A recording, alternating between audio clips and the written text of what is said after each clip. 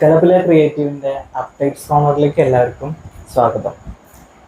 നമ്മളിന്ന് തുടരും cinema successful ആയിട്ട് ഓടിക്കൊണ്ടിരിക്കുന്ന സമയത്ത് അൺഎക്സ്പെക്റ്റഡ് ആയിട്ടൊരു അപ്ഡേറ്റ് വന്നു. തരുൺ മൂർത്തിയുടെ അടുത്ത സിനിമേനെ പറ്റിയിട്ട്.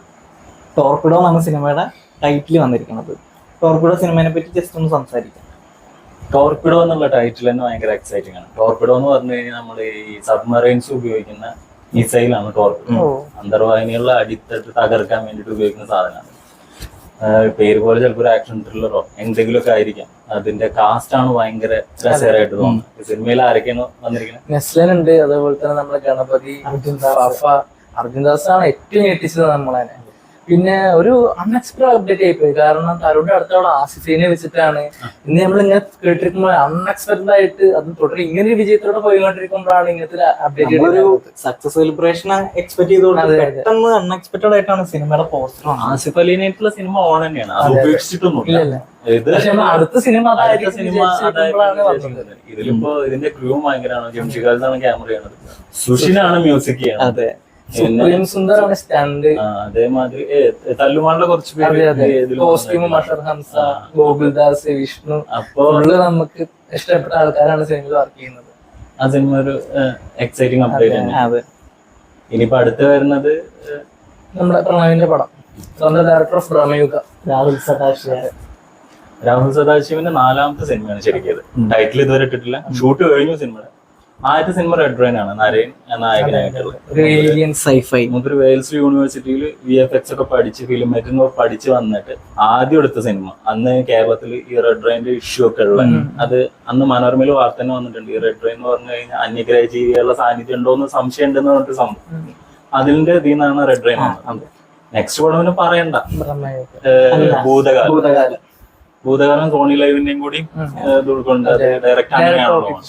അത് നമ്മൾ ഇതുവരെ കണ്ട് ശീലിക്കാത്ത നോർമൽ സിനിമയാണെന്ന് വിചാരിച്ച് കണ്ടവർക്കാണ് സർപ്രൈസ് ആയത്. ഭയങ്കര സർപ്രൈസിങ് ആണ്. അത് ട്രെയിലർ ഒരു ഹൊറർ ഫിലിം ആണെന്നൊരു ഐഡിയ നമുക്ക് തന്നിട്ടുണ്ടായിരുന്നില്ല. അതെ, അത് ഷൈനികത്തിന്റെയും രേവതിയുടെയും ഭയങ്കരമായിട്ടുള്ള ഒരു പെർഫോമൻസ്. അതിന്റെ ഒപ്പം ഗോപി സുന്ദറിന്റെ ബാക്ക്ഗ്രൗണ്ട് സ്കോർ എടുത്തു പറയേണ്ട സാധനം. സിനിമ ക്ലൈമാക്സ് ഒക്കെ ഇപ്പോ ഹൊറർ ഫിലിം മേക്കിങ്ങിന് ഒരു ആള് എന്നുള്ള നിലയിൽ പ്രമേയവും കൂടി വന്നു നോക്കുമ്പോ രാഹുൽ സദാശിവം മാറിയിട്ട് ഇനിയിപ്പോ അടുത്ത സിനിമ വരുമ്പോഴും നമ്മൾ അതാണ് എക്സ്പെക്ട് ചെയ്യുന്നത്, ഹൊറർ ഫിലിം ആയിരിക്കും എന്നുള്ളതാണ്. ഇപ്പൊ സിനിമയുടെ മുഴുവൻ കാസ്റ്റ് അപ്ഡേറ്റ്സ് ഒന്നും പുറത്തു വന്നിട്ടില്ല.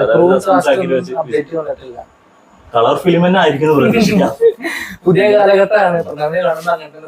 പിന്നെ പ്രണവ് എന്താ പറയാ, പുള്ളീനെ അത്യാവശ്യം നന്നായിട്ട് യൂസ് ചെയ്യാൻ പറ്റുന്ന ആളാണെന്നുണ്ടെങ്കിൽ പുള്ളി അതിനനുസരിച്ചുള്ള ഔട്ട് കൊടുക്കും. പ്രണവും അധികം സിനിമകൾ ചെയ്തിട്ടില്ല അയാളുടെ കരിയറിൽ. പുള്ളിയായിട്ട് ബന്ധപ്പെട്ടുള്ള ആൾക്കാർ ഇപ്പൊ വിനീത്, പ്രിയദർശൻ, ജിത്തു ജോസഫ്, അങ്ങനെ അദ്ദേഹത്തെ ടച്ചുള്ള ആൾക്കാരൊക്കെ ചെയ്തിട്ടുള്ളൂ. അപ്പൊ പുതിയൊരു ഡയറക്ടറായിട്ട് കൊളാബറേറ്റ് ചെയ്യുക പറയുമ്പോൾ അത് എന്തെങ്കിലുമൊക്കെ ഉണ്ടായിരിക്കും. ഇതില് പറയാൻ വന്ന അടുത്ത എക്സൈറ്റിംഗ് ആയിട്ടുള്ള അപ്ഡേറ്റ് ദുൽഖറിന്റെ ഫിലിമിന്റെ. കുറെ കാലമായിട്ട് RDXന്റെ ഡയറക്ടറായിട്ട് കൊളാബറേറ്റ് ചെയ്യാൻ പോകുന്നു ഹിദായത്തിനായിട്ട്. അപ്പോ ആ സിനിമ ഭയങ്കര എക്സൈറ്റഡ് ആണ്. കാരണം ദുൽഖർ കുറെ കാലമായി ഒരു മലയാള സിനിമ ചെയ്തിട്ടുണ്ട്. എന്നാൽ ഇതിന്റെ ഇടയിൽ അദ്ദേഹം ചെയ്ത തെലുങ്ക് സിനിമകളൊക്കെ നന്നായിരുന്നു തന്നെ. അപ്പോ ഒരു തെലുങ്ക് സിനിമ കാന്ത ചെയ്തോണ്ടിരിക്കുന്നു. അപ്പോ ഈ സിനിമയുടെ പൂജ ഇപ്പൊ കഴിഞ്ഞിരിക്കുകയാണ്. സിനിമയുടെ പേര് I Am Game എന്നുള്ള പോസ്റ്റർ വന്നിട്ടുണ്ടായിരുന്നു.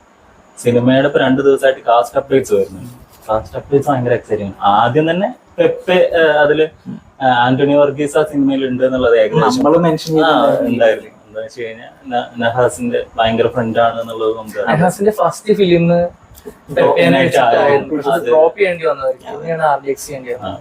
അപ്പോ RDXന് ശേഷം വരുന്ന നഹാസിന്റെ സിനിമ എന്ന് പറയുമ്പോ അതില് കാസ്റ്റ് അപ്ഡേറ്റില് ആദ്യം ആന്റണി വർഗീസിന്റെ വന്നു, രണ്ടാമത് മിഷ്കിന്റെ വന്നു. മിഷ്കിൻ ഇപ്പോ ഒരു ആക്ടർ ലെവലില് മിഷ്കിനെ പല ആൾക്കാർക്കും കണ്ടു പരിചയമുള്ള ഒരു മുഖമാണ്. അതേപോലെ തന്നെ ഇന്നിപ്പോ വന്ന ക്യാരക്ടർ പോസ്റ്റ് ഖാദറിന്റെ ആണ്. പെരുമാൾ കണ്ട ആൾക്കാർക്ക് എന്തായാലും ആ മുഖം പരിചിതമാണ്. അല്ലെങ്കിൽ വിക്രം വേദ കണ്ടാൽ അതില് നമ്മുടെ വിജയ് സേതുപതി അനിയനായിട്ട് അഭിനയിച്ചിട്ടുണ്ട്. സുഴൽ അതെ, ആമസോണിൽ വന്ന പുഷ്കർ ഗായത്രിയുടെ ബിഗിലുണ്ട്. അപ്പോ അതും ഒരു നല്ല വാർത്തയായിരുന്നു. പിന്നെ സിനിമ അധികം കുറെ അപ്ഡേറ്റ്സ് ഒന്നും കിട്ടിയിട്ടില്ല. ജെയ്ക്സാണ് മ്യൂസിക്, അതുപോലെ തന്നെ ജിംഷിയാണ് DOP വരുന്നത്. സിനിമയുടെ ബാക്കി വാർത്ത ഒന്നും കിട്ടിയിട്ടില്ല. ദുൽഖർ ഇപ്പൊ കാന്ത സിനിമയിൽ അഭിനയിച്ചുകൊണ്ടിരിക്കുകയാണ്. അപ്പൊ വൈകാതെ തന്നെ സിനിമ ഷൂട്ടൊക്കെ സ്റ്റാർട്ട് ചെയ്യട്ടെ. പെപ്പേനെ കാണുമ്പോ എല്ലാവരും ഒരു ഇടിപ്പടം എക്സ്പെക്ട് ചെയ്യുന്നുണ്ട്. മിക്കവാറും ഇതൊരു ഫെസ്റ്റിവൽ റിലീസ് ആവാൻ ചാൻസ് എന്താന്ന് വെച്ച് കഴിഞ്ഞാൽ അങ്ങനെ ഒരു അടിപൊളി പടമായിരിക്കും. ഇത് സ്പോർട്സ് നല്ല പ്രാധാന്യമുള്ള ഒരു ഫിലിമാണ്. അതില് ബെറ്റിങ് അങ്ങനെയുള്ള കുറച്ച് സംഗതികളാണ് അതിൽ പിന്നെ വന്നിരിക്കുന്നത്. ദുൽഖറിന്റെ ഒപ്പം തന്നെ കട്ടക്കട്ടക്കൊരു ഉള്ള റോളാണ് നമ്മുടെ പെപ്പേക്കും കൊടുത്തിട്ടുള്ളത്. അത് പാർട്ടിക്സിലും അങ്ങനെ ആയിരുന്നു. ഈക്വല് 3 പേര്. അതെ അതെ. അപ്പൊ എന്തൊരു നല്ല സിനിമ ആയിട്ടുള്ള ഒരു ആക്ഷൻ പടം കിട്ടണം നമുക്ക്. ആക്ഷൻ ഫിലിമിന്റെ കാര്യം പറഞ്ഞപ്പോഴാണ് ജയിലറിൽ വന്ന അപ്ഡേറ്റിന്റെ കാര്യം. ജയിലർ 2 ദിവസം അപ്ഡേറ്റുകൾ കൊണ്ട് നമ്മളെ ഇതാക്കുന്നുണ്ട്. സിനിമയുടെ ഷൂട്ടാണെങ്കിൽ ഫുൾ സ്വിംഗിൽ പോയിക്കൊണ്ടിരിക്കുകയാണ്. ഇപ്പൊ ലേറ്റസ്റ്റ് ആയിട്ട് വന്ന അഡീഷൻ കാസ്റ്റില് നമ്മുടെ സുരാജാണ്. എനിക്ക് തോന്നുന്നു വീരധീരസ്വയം കണ്ടിട്ടാണ് എടുത്തത്. മിക്കവാറും ആയിരിക്കാം ചാൻസ്. പിന്നെ പെർഫോമൻസ് ആയിരുന്നു പുള്ളിയ സിനിമയില്. സുരാജിന്റെ മലയാളം ഫിലിംസ് കണ്ട ആൾക്കാർക്കും പെർഫോമൻസ് വൈസ് വലിയ കോംപ്രമൈസ് ഒന്നും ഇല്ല എന്നുള്ളതാണ്. വീരദൂരം വന്നു നോക്കുമ്പോ തമിഴ് സംസാരിക്കണം അത്രയും, അതായത് തമിഴെ അറിയാത്ത ആള് സംസാരിക്കാണെന്നുള്ള ഒരു ഇത് അതിലൊന്നും അതിൽ ഫീൽ. പിന്നെ പോരാത്തതിന് വീരധീരസൂരനിലുള്ള എസ് എ സൂര്യ ജയിലറിൽ ഉണ്ടതാണ്. ജയിലറിൽ ഇപ്പൊ ജയിലറിൽ ഇപ്പോ നെൽസൺ ഇപ്പൊ അടുത്തൊരു ഇന്റർവ്യൂല് ബാലകൃഷ്ണ കൺഫേം ആയിട്ട് സിനിമയിൽ ഒരു റോള് ചെയ്യുന്നുണ്ട് എന്ന് പറഞ്ഞു. ജയിലറിന്റെ ഫസ്റ്റ് പാർട്ടിൽ ബാലകൃഷ്ണൻ ഉൾപ്പെടുത്തുന്നത് അത് പോലീസ് റോള്. പിന്നെ ലാസ്റ്റ് ടൈം അത് വേണ്ട, ക്യാരക്ടർ ഡെവലപ്മെന്റിൽ ആ പോലീസ് കഥാപാത്രം ആവശ്യമില്ല എന്ന് തോന്നിയിട്ട് ജയിലറിൽ നിന്ന് അത് മാറ്റി. എന്നാൽ ഈ ബാലകൃഷ്ണനെ രജനീകാന്തിനൊപ്പം ഒരു സ്ക്രീൻ സ്പേസ് ഷെയർ ചെയ്യുന്ന തരത്തിൽ കൊണ്ടുവരാൻ അദ്ദേഹത്തിന് ആഗ്രഹം ഉണ്ടായിരുന്നു പറഞ്ഞു. അപ്പൊ അത് നമുക്ക് ഭയങ്കര റൈറ്റ് ടൈം. അദ്ദേഹത്തിന്റെ കഴിഞ്ഞ പടം കേരളത്തിലൊക്കെ ഉണ്ടാക്കിയ ഇമ്പാക്ട് ഉണ്ടല്ലോ. അത് റൈറ്റ് ടൈമാണ്. അദ്ദേഹത്തിന് ഒരു ഗംഭീര ഫാൻ ബേസ് ഇപ്പൊ ഉണ്ട്. കളിയാക്കിയവര് വരെ ഇപ്പൊ അദ്ദേഹത്തിന്റെ പടം കാണാനായിട്ട് വെയിറ്റ് ചെയ്യാം. അപ്പൊ തെലുങ്കിൽ അത് പറഞ്ഞപ്പോഴാണ് നമ്മുടെ NTRന്റെ സിനിമ. അതെ അതെ.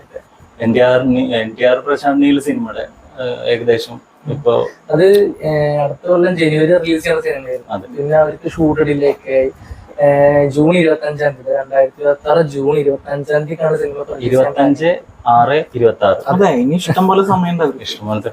അല്ല എന്താന്ന് വെച്ച് കഴിഞ്ഞാൽ പ്രശാന്ത് നീലിനെ സംബന്ധിച്ചിടത്തോളം അദ്ദേഹത്തെ പോലെ ടെക്നീഷ്യൻ കൂടുതൽ സമയം എടുക്കുന്നതോറും പ്രൊഡക്റ്റ് അത്രയും നന്നായിരിക്കും. പോസ്റ്റ് പ്രൊഡക്ഷൻ അത്യാവശ്യം സമയം വേണ്ടില്ല. അവർക്ക് മ്യൂസിക്കും ഒക്കെ ചെയ്യാനായിട്ട് അഡീഷണൽ VFX ഒക്കെ നല്ല സമയം എടുക്കും തോറും നല്ലൊരു പ്രൊഡക്റ്റിന് അവർക്ക് തരാൻ പറ്റും.